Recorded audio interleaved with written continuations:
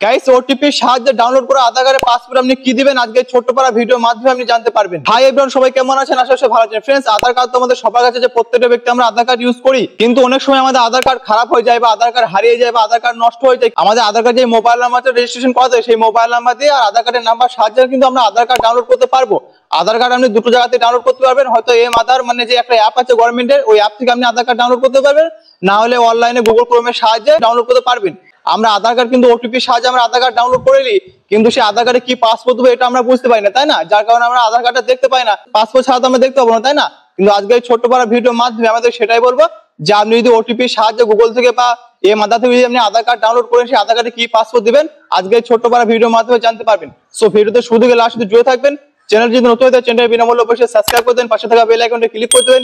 এই চ্যানেলে প্রত্যেকদিন নতুন নতুন টেকনিক্যাল ভিডিও আপলোড হতে থাকে। সো গাইস, আমি মোবাইল হোম স্ক্রিনে চলে এসেছি আধার কার্ড পাসওয়ার্ড দিয়ে ওপেন করার জন্য। তো ফার্স্টে যদি আপনি আধার কার্ড আপনি ডাউনলোড করতে চান তো আপনি গুগল থেকে ডাউনলোড করতে পারবেন, অথবা আপনি এম আধার অ্যাপ থেকে আপনি ডাউনলোড করতে পারবেন। তো আপনি যদি গুগল থেকে ডাউনলোড করেন তো এর উপরে আমি একটা A to Z full process video বানিয়েছি যে আপনি আধার কার্ড আপনি কি করে ডাউনলোড করবেন।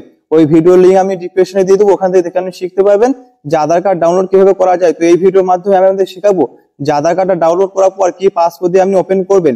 তো এখানে আমি আমার ফোনে ফাইল অ্যাপটাকে ওপেন করব, এখানে আমি ডকুমেন্টের উপরে ক্লিক করব। এখানে দেখেন আমাদের দুটো পিডিএফ আছে, একটা আছে আধার কার্ড আর একটা অন্য একটা জিনিস আছে, ঠিক আছে? তো এখানে আমি আধারের উপরে ক্লিক করব, যেটা আমার আধার কার্ড। তো আধারের উপরে আমি ক্লিক করব, এখানে পিডিএফ এর উপরে আমি ক্লিক করব।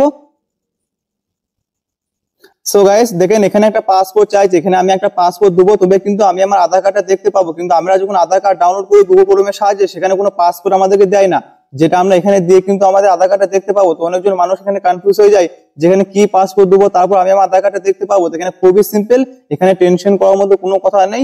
এখানে আপনি একটা সহজ পাসওয়ার্ড দিবেন যেটা আপনি অবশ্যই জানবেন, সেই পাসওয়ার্ডটা দেওয়ার পর আপনি এখানে আধার কার্ডে দেখতে পাবেন। তো এখানে আপনি পাসওয়ার্ড কি দিবেন, আপনার যে আধার কার্ডের নামটা আছে সেই নামের ফার্স্টে 4টি স্পেলিং আপনি ক্যাপিটাল ভাবে দিবেন এখানে, ঠিক আছে? এখানে আমি 4টি স্পেলিং ক্যাপিটাল ভাবে দিয়ে দেবো।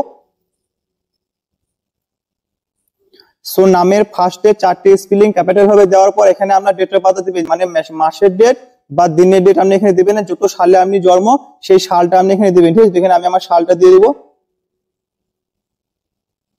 দেখেন এখানে আমার সাল দিয়ে দিয়েছি লাস্টে, তারপর আমি ফার্স্টে আমার 4টি স্পেলিং ক্যাপিটাল ভাবে দিয়ে দিচ্ছি। তারপর এখানে ওকে वाला আছে, ওকে উপরে আমি ক্লিক করব।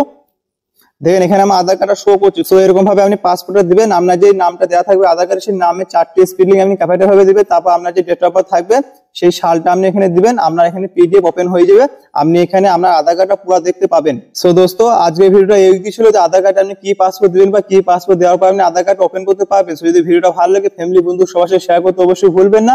দেখা হবে নেক্সট কোনো টেকনিক্যাল ভিডিওর সাথে। তখন টাটা বাই, সবাই ভালো থাকবেন, সুস্থ থাকবেন।